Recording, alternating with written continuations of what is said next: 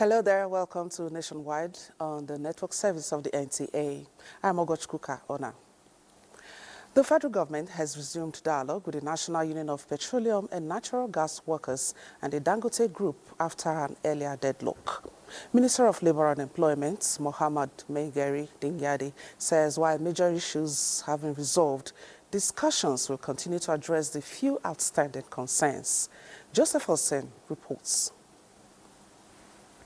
The tripartite meeting is focusing on resolving the industrial dispute over the unionization rights of employees at the Dangote refinery.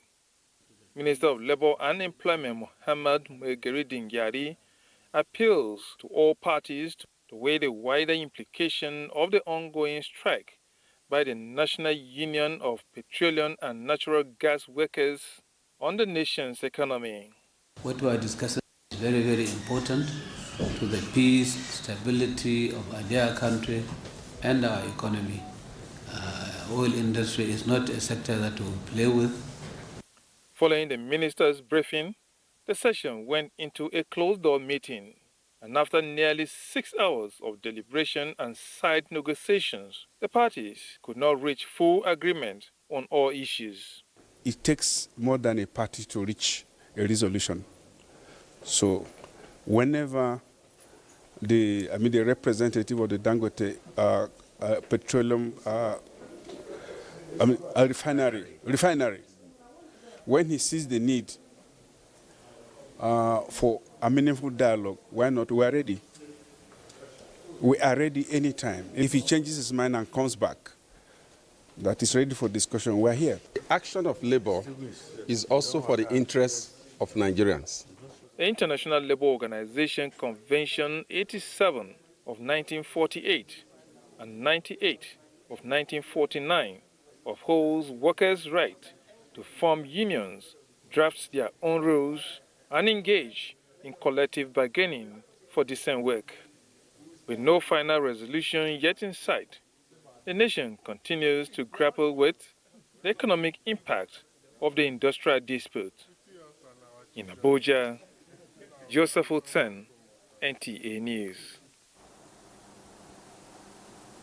African leaders and delegates converge on Addis Ababa for the second Africa Climate Summit, which opened with strong calls to shift the continent's focus from climate aid to climate investments, positioning Africa as a continent of solutions rather than a victim of climate change.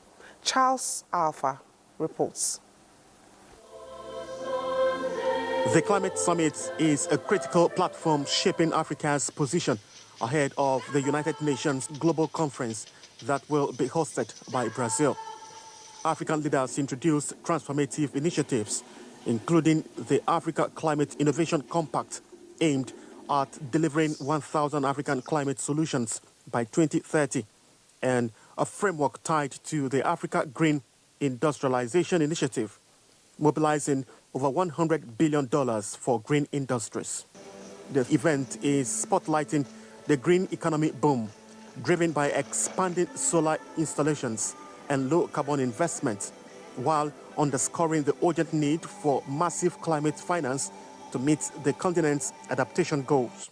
Kenyan President William Ruto believes no nation can solve the climate crisis alone, but only through bold, united, and sustained collaborations. This is just as the host, Ethiopian Prime Minister Abiy Ahmed, highlighted the country's green legacy initiatives and the Grand Ethiopian Renaissance Dam as beacon of Africa-led climate solutions. He urged the continent to move from negotiation to action, calling for genuine investment rather than mere promises. Only through bold, united, and sustained collaboration can we avert climate catastrophe. Isolation is not a winning strategy. It is courting failure. Ethiopian Renaissance Dam. It will provide over 5,000 megawatts of renewable power, lightening the way to fair energy for Ethiopia and East Africa.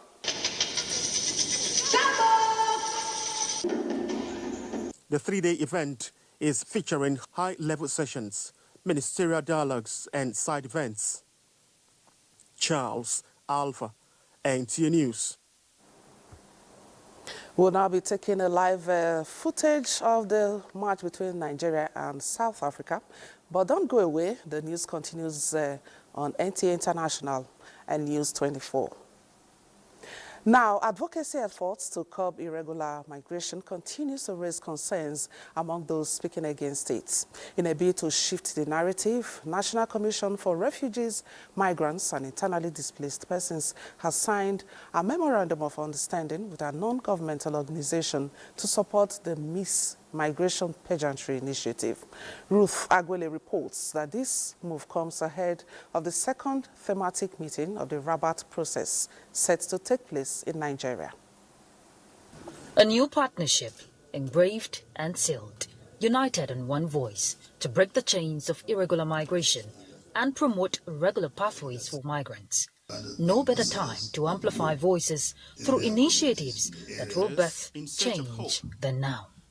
With the signing of the Memorandum of Understanding between the National Commission for Refugees, Migrants and Internally Displaced Persons and a non-governmental organization, the Miss Migration Pageantry is set to become a reality.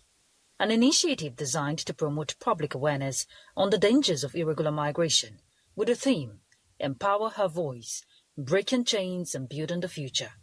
This partnership is not just about beauty contest, but a transformational empowerment platform initiated to protect migration as a positive venture that requires the support of every critical stakeholder, while also supporting national and international commitments to safe, orderly, and dignified migration. Miss Migration Foundation is all about women empowerment, youth empowerment. So you're going to use everything that we have to drive this vision across the world.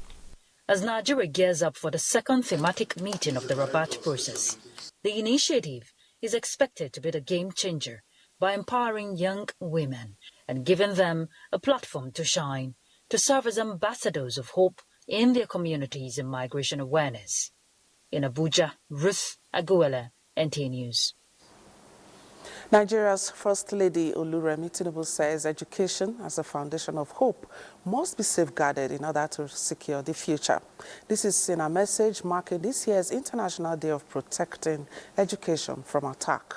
She says the theme of the celebration, Challenging Narratives, Reshaping Action, is a call to move beyond words and take stronger action to safeguard education.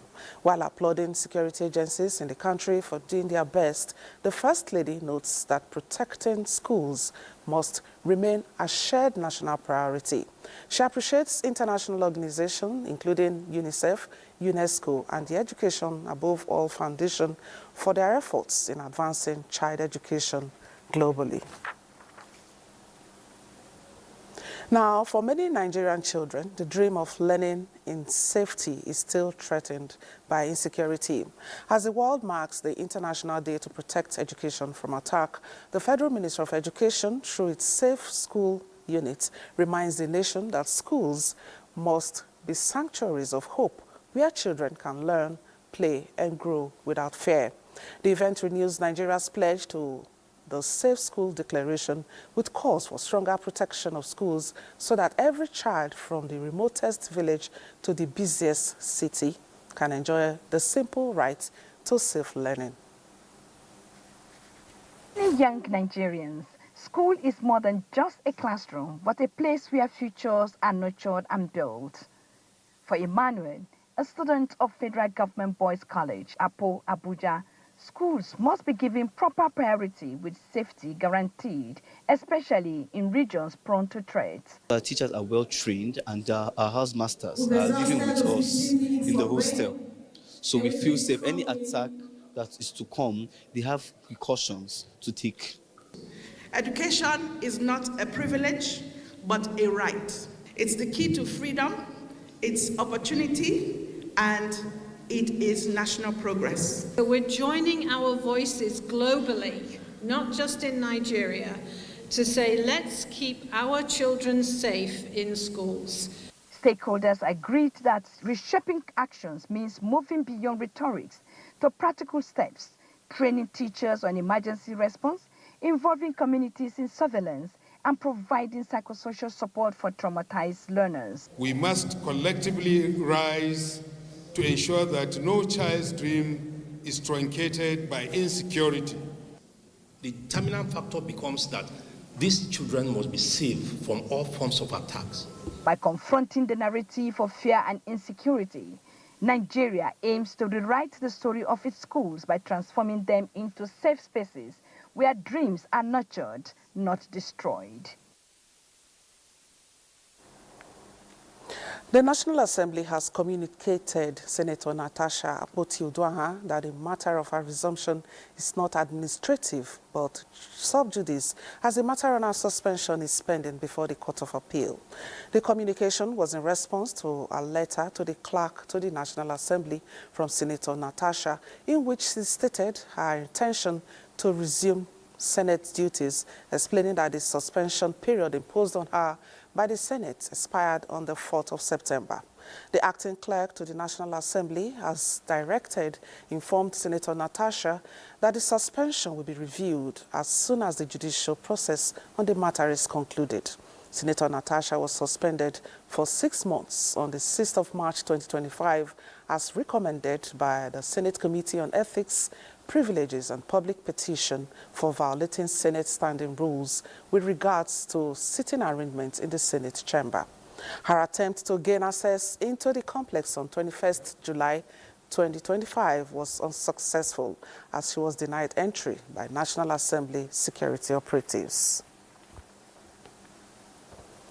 Anxiety has gripped residents of Makudi, especially those close to the banks of River Benue, as the rain falls more frequently, resulting in the surge of the water level. Charles Abba, who has been monitoring the situation, reports. Amid the current security challenges being experienced in Benue State, the rising water level of the River Benue is giving residents grave concerns and discomforts. Yearly it's happened, but only thing the rate of coming of that river from one year to another, it exceeds. But this one, we don't know the value, we don't know the extent that it will come. The Nigeria Hydrological Services Agency, NISA, earlier listed Benue as one of the states at high risk of flooding this year, and overflow of the river is one of the triggers. What proactive measures have the relevant authorities stepped up preparatory to mitigating the impending ordeal? It has been announced over the radio that everybody should desert the river bank, because most of the people have their residential along the river bank. Have to move early, as the earlier the better. We need a buffer dam to contain excess water release, and secondly, we need more drainage channels to evacuate the excess flow. Jacob Mela is a water gauge reader, NISA, Benue State. We have 9.09. Then last year we have 6.15 meters. So this year is higher than the last year on. About 10 local governments have been involved in flooding, including 32 communities. It is hoped that if key modalities of mitigating the disaster are employed, the foreseen catastrophe will be reduced. Charles Abba, NTA News. And Tena Umar is at the bank of the River Benue to give us an update on government's preparations to cater for who will be relocating to safer places and what has been the response of the people living in flood-prone areas. All right, Tena, I can see you. So what's the latest? The bank of the River Benue is situated around the new garage area, and across the road is the North Bank area, which houses the Nigerian Army School of Military Engineering, and to my left leads to the Wadata Market. Of course, this is the South Bank area, and what separates the South Bank from the North Bank is just the River Benue. And if you look down the river here, where the young man is just taking his bath and washing his clothes, the water had not reached to that position as at 2 weeks ago. But now you see the water is coming nearer and nearer. That means I'm not a pessimist, but maybe in the next 2 weeks, this might have drawn over and it might overflow the banks. Now, the Benue State government, through the Office of the State Emergency Management Agency had been carrying out announcements and enlightenment campaigns through jingles and in various sections of the media, calling on the people who are living in the flood-prone areas to relocate to safer places. The state government has designated 5 primary schools and other camps, and they have provided mattresses and other items for those that might be affected by the impending flood to relocate to those safer places. But the problem here is the people generally are adamant about relocating. I spoke to some of the residents living around the flood-prone areas, and they have their complaints. The others are saying if they relocate to those places, how are they going to take care of their families? Others are saying if they relocate to those places, they will not be living comfortable as when they were living in their houses. But it is something that the government has informed them, and sensitization is ongoing to let them know that it is better they relocate to safer places than allow the impending flood to come and it will destroy their properties and other equipment. So for now, sensitization is ongoing. The government is appealing to the people, and other relevant stakeholders have also taken time to visit these communities that are living in front-prone areas to relocate to safer places. And of course, we on our part, the media practitioners and the media organizations are also not leaving any stone unturned to keep on carrying out sensitization campaigns and to enlighten the people on the need for them to relocate to safer places, pending when the flood might have escalated downwards and they can now return back to their places. So for now, the sensitization campaign is ongoing by the Benue State government.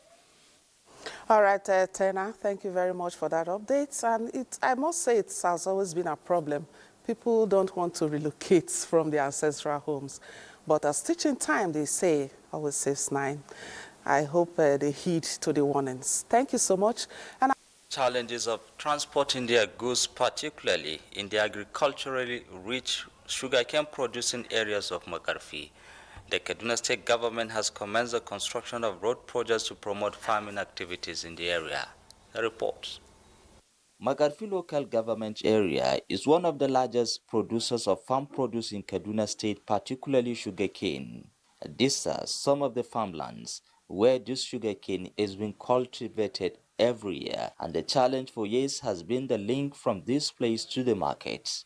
These challenges the farmers face will soon be over, as construction has already commenced to connect the farmlands with the market. The construction of this road from Durum to Kuntumawa. Makarfi is among the 12 local government areas in Kaduna State that have not benefited from 1 kilometer completed road in the last 12 years. Today we are changing that narrative in Makarfi, just as we have done in other local governments across Kaduna State. This road from Durum to Kuruntumawa is more than an asphalt. It is a promise fulfilled. In Hunkwi, another local government area rich in the production of farm produce in Kaduna State, the long-awaited road from Ungwarimi to Basawa linking Kudan is now under construction. Across both Makarfi and Kudan, the construction of these rural roads has brought joy to the people, especially farmers. Once completed, these roads are expected to ease transportation, boost agricultural activities, and bring the much-needed relief to the local communities here in Kaduna. The Kano State government has reiterated its commitment to deepening collaboration with international development institutions to fast-track sustainable growth across key sectors in the state. Governor Abba Kabir Yusuf made this known while receiving the Vice President Operations at the Islamic Development Bank, Rami Ahmad, at the Government House. Abdullahi Mustafa reports. The delegation from the Saudi-based International Development Institution is in Kano to assess the progress of its existing partnership with the state government and explore new areas of collaboration. Led by its Vice President for Operations, Dr. Rami Ahmad, the team was received on behalf of Governor Abba Kabir Yusuf by his deputy Amina Abdesalam at the Government House. Talks focus on infrastructure development, expanding economic opportunities, and improving the living standards of the people. Deputy Governor Abdul Salam described the partnership with ISDB as a cornerstone of the administration's development agenda, expressing optimism that it would attract critical investments in education, healthcare, and infrastructure. He acknowledged the achievements of the Kano State Agro-Pastoral Development Project KSADP, noting that interventions such as milk collection centers, modern abattoirs, and rural access roads are already advancing the state's development goals. Dr. Rami Ahmed had earlier commended the Kano State government for its commitment to people-centered governance. He also expressed satisfaction with the state's vision and reaffirmed the bank's readiness to back projects that deliver lasting impact for the people. In Kano, Abdullahi Mustafa, NTA News. Our contributions from this end nationwide continues in our Abuja studio with Ogochukwuka. Ogochukwuka, over to you. Thank you, Mohammed. Now, the General Officer commanding 1 Division of the Nigerian Army and Commander Sector 1 Joint Task Force Operation Fansanyama, Major General Abubakar Sadiq Muhammad Wasi, has assured the people of the Army's continued commitment to safeguarding lives and property across the Northwest sub-region. Muhammad Musa Askira reports. Familiarization tour of formations under his command, Major General Wase was in Jigawa State accompanied by the brigade commander, Brigadier General T.J. McIntosh, and other senior officers of the Nigerian Army. The visit, according to the GOC, was to inspect troops' readiness in the state and to personally appreciate the governor for the sustained cooperation with the Army in ensuring peace and security. Governor Umar Namadi, while welcoming the delegation, commended the military for their sacrifices and professionalism. Your visit here also signifies a sign of a very good leadership. With all this responsibility on you, you still find it expedient to tour your formation, see your people, listen to their problems, and see how you can deal with these problems. That justified the reason why Allah bestowed these two responsibilities on you, because you are a very good leader and you are a competent leader. Again, I want you this opportunity of your presence to thank the commandant of the 26th Armored Tusi. He's a fine gentleman, very hardworking, and very committed person. He urged them not to relent in their duties, stressing that a safe Nigeria remains the bedrock for citizens to live freely and realize their full potential. Muhammad Musa Askira, NTA News. The Office of the Senior Special Assistant to the President on Community Engagement, North Central, in collaboration with global partners, held a training for stakeholders across the geopolitical zone on peace and communal stability. The SSA to the President, Abiodun Esiet, said the engagement followed the official launch of Presidential Community Peace Engagement Initiative in June 2025 in Jos, Plateau State. She explained that the project is to foster lasting peace and strengthen social cohesion across the 6 states of the North Central Zone.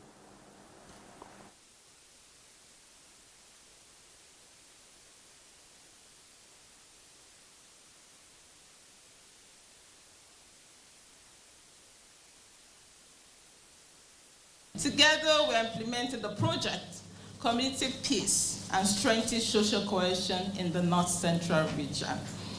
Apart from the activities under this project, today's training has been conveyed to bring together critical stakeholders across the North Central region. You have been carefully invited as a key actor in the peace and security architecture of our respective states. In every society, there are conflicts, but how did our elders, how did our communities resolve conflict? So we have to go back to history.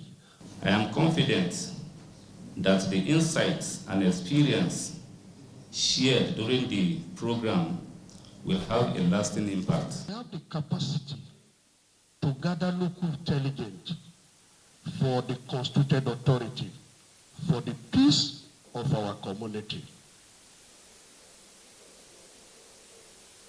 And security forces, including stakeholders, for the support and promised to sustain efforts in building bridges of peace and stability in the zone. All right, we'll be heading straight to Benin now, where we have more reports on Nationwide today. Obey, you are on.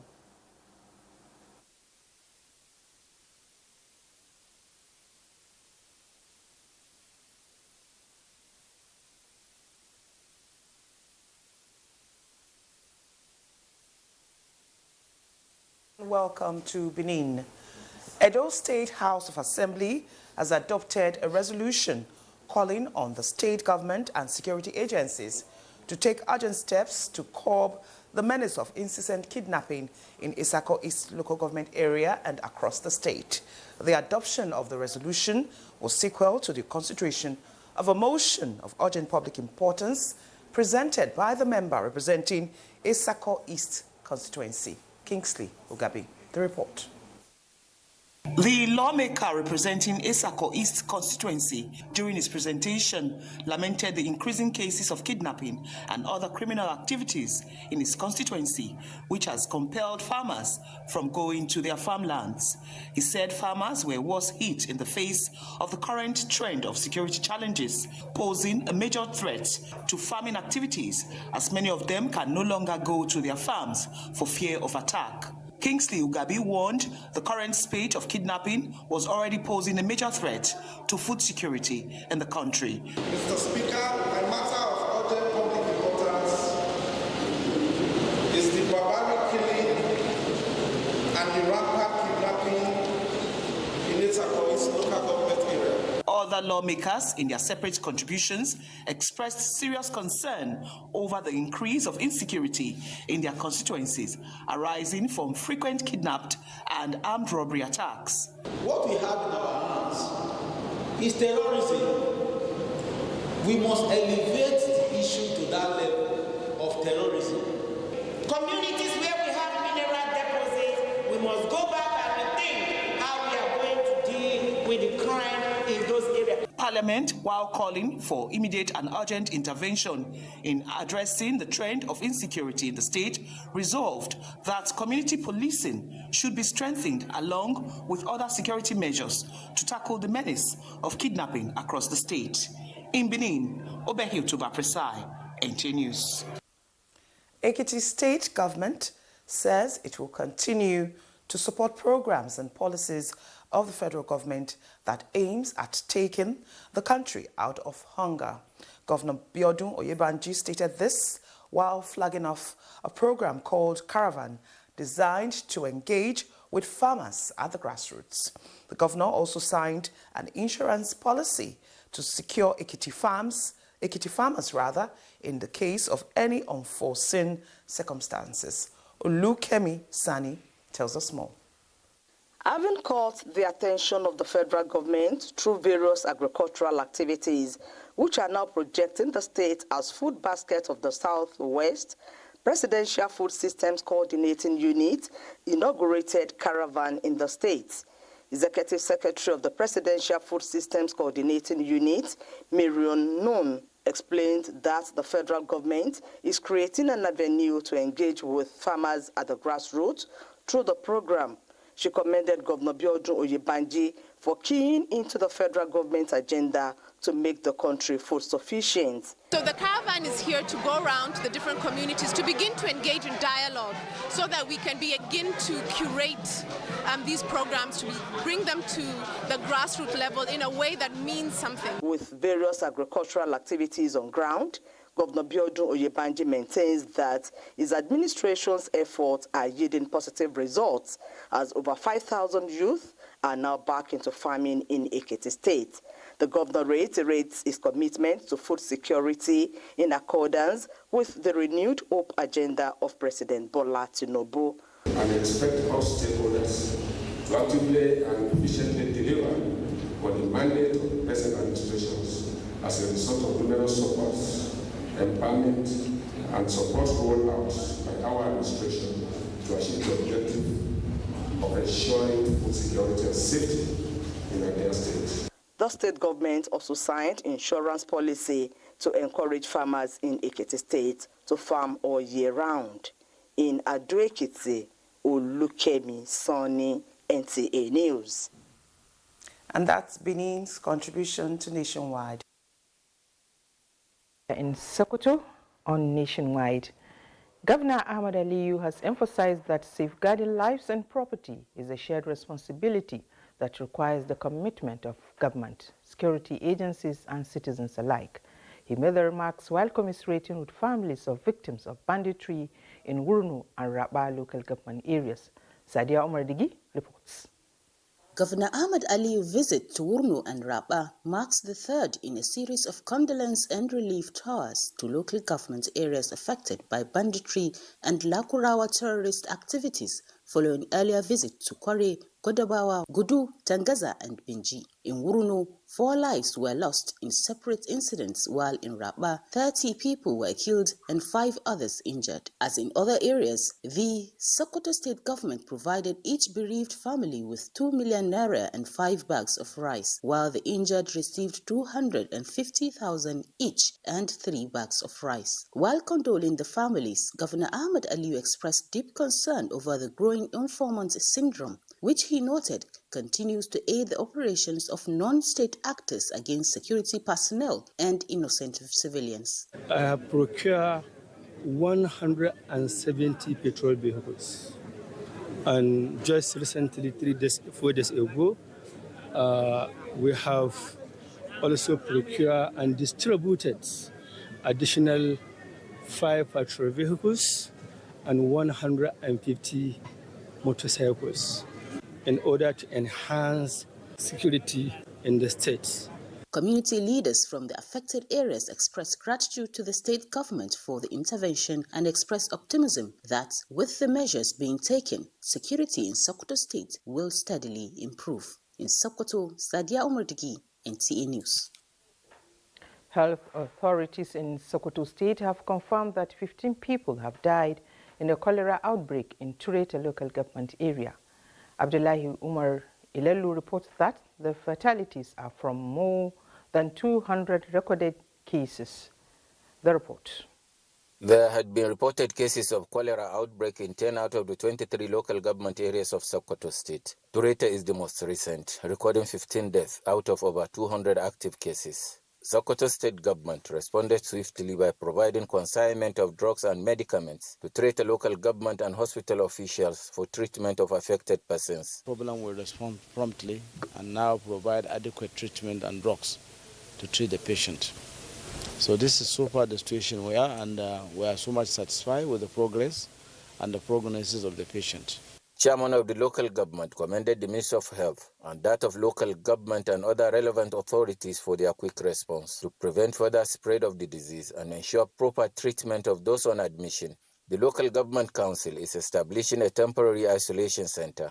I want to extend my gratitude to His Excellency for providing us adequate and in good time the drugs for this treatment, for the treatment of these drugs and for this menace. At the time of compiling this report, 143 patients were discharged from the hospital, while 7 are currently receiving medical attention. In Sokoto, Abdullah Umar Ilalu, NTA News. And that is our contribution from Sokoto. Nationwide continues in Abuja. Thank you, Asmao. Now, over the weekend, a petrol station located along the Oka axis of the Enugu-Onitsha Expressway in Anambra State went up in flames. The incident has thrown up issues of efficiency of the fire service, safety measures, and the appropriate time to discharge products at petrol stations. Ngozi Okekaru has details. Eyewitness accounts reveal the fire started around 2 p.m. when petrol tanker was discharging fuel at the station. I was at my work of place when this started. The fire was too much. The youth around came, was starting quenching the fire. The fire service they tried, but they came late. We should upgrade our fire service. And I met the tanker driver, asked him what's happening. He said that the weather, where they see to do some welding work before this catch fire. Around to 4, I received a lot of calls, distress calls. I called that of headquarters and that of Amobia, and they were able to come here. As you can see, we have 2 fire trucks here fighting the fire. This fleet station, what they're supposed to do at the first time is to, when they brought the fuel tanker, they're supposed to wait because the weather was too high. So what I suspected. But I thank God that no life was lost. Though Though the truck driver and the station failed to observe safety standard procedures, fire service was also blamed for late arrival. We have fire incidents at Obunike this afternoon. This tank has gone to for refilling up to 4 times. In course of fighting fire, the water has to be exhausted. And when it's exhausted, we get to our station, to refill it. The most important thing is that it has been contained. Incidents raises need for caution and upscale of emergency services by government, business owners, and individuals to avert such situations. In Awka, Ngozi Okekaru, NTA News. All right, now being joined live by Ngozi to give us more updates on the best practices in preventing and containing fire outbreaks. So, Ngozi, what are the additional findings aside the common ones we know? Good afternoon, Ogochukwuka, and welcome to Awka, the Anambra State capital.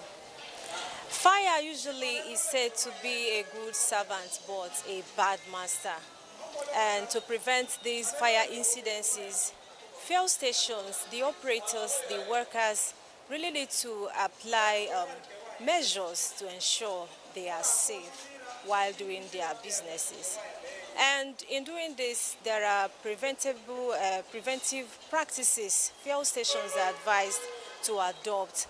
These include no smoking policy. In this no smoking policy, fuel stations are advised to ensure that buyers who visit their stations to fill their fuel tank switch off their ignition to ensure safe practices, and also switch off their phones, as well as cigarette butts, ensure that they put them off to avoid spark or fire from anywhere.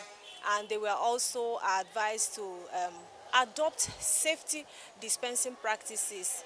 These safety dispensing practices implies making sure that these practices spelled out are not failed, especially those inflammable objects around the fuel dispensing area.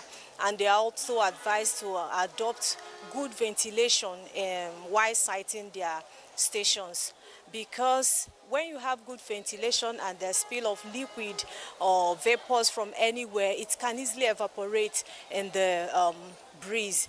So in adopting these preventative measures, it can also come in 3 different categories or aspects.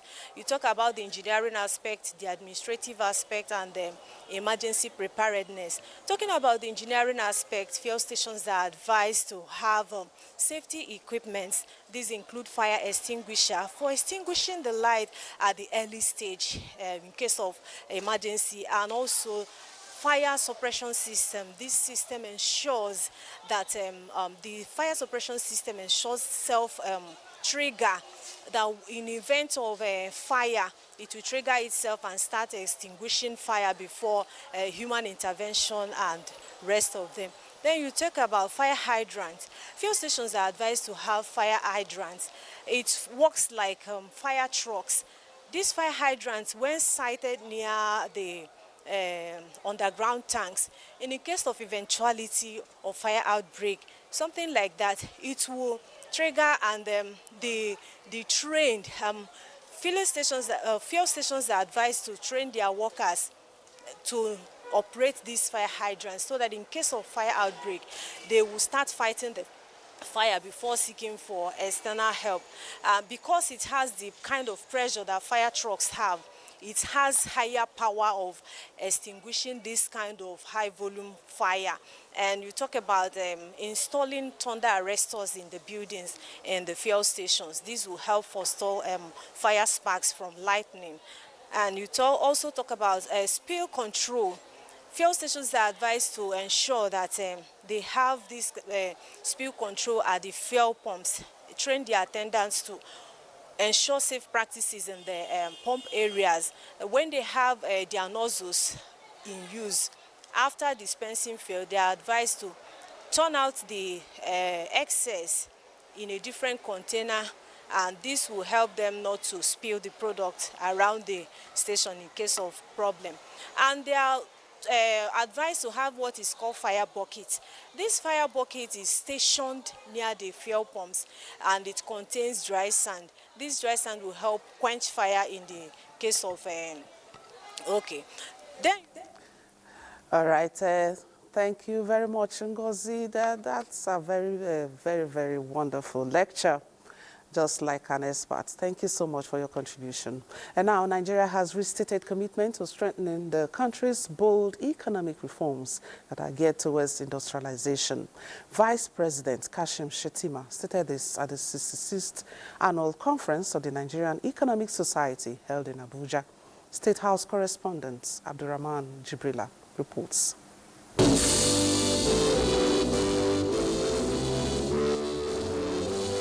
Rethinking Africa's development pathways to economic transformation and social inclusion in a changing global economic landscape is the theme of the 66th Annual Conference of the Nigerian Economic Society. Participants drawn from 22 African countries at this meeting brainstorming on how to harness technology towards scaling capacity development and social inclusion to co-create policy dialogues in advancing Africa's transformation. We believe we can make a significant contribution to the ongoing economic reforms.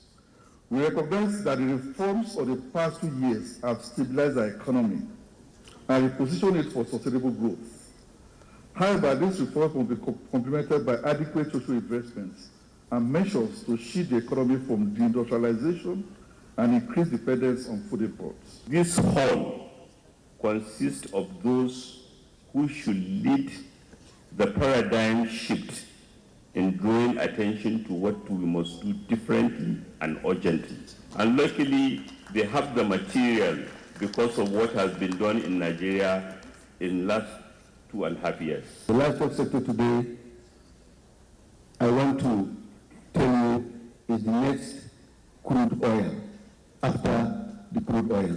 This moment is so symbolic, and it is being performed by 3 pillars of our economic community. Vice President Kashim Shettima is among the 14 awardees conferred with the Society's highest award, Fellow of the Nigerian Economic Society. President Bola Tinubu remains committed to diversifying the Nigerian economy, as Vice President Kashim Shettima described the Nigerian leader as a man with the political will to take bold decisions. To catch up with this changing world, Africa must embrace structural transformation that embeds its human capital and reverse unemployment. Poverty must be confronted head-on, for the promise of this continent to be realized in the lives of our people. There is no justification for the low per capita income that afflicts our nations amid the resources at our disposal. We are in a position to harness our youth bulge and transform them into demographic dividends instead of the much feared demographic disaster that is expected to consume all of us.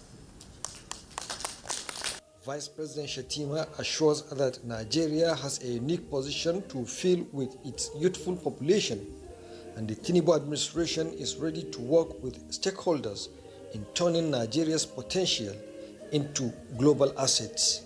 In Abuja, Abdurrahman Jibrila, NTA News.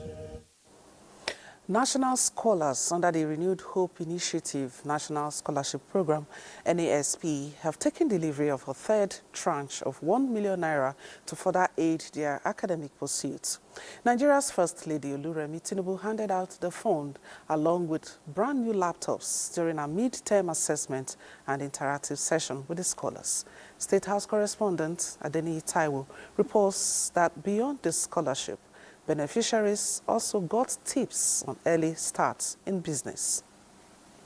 National scholars under the Renewed Hope Initiative National Scholarship Program in 2023, an initial sum of 1 million naira and a laptop delivered to them to support their educational pursuits.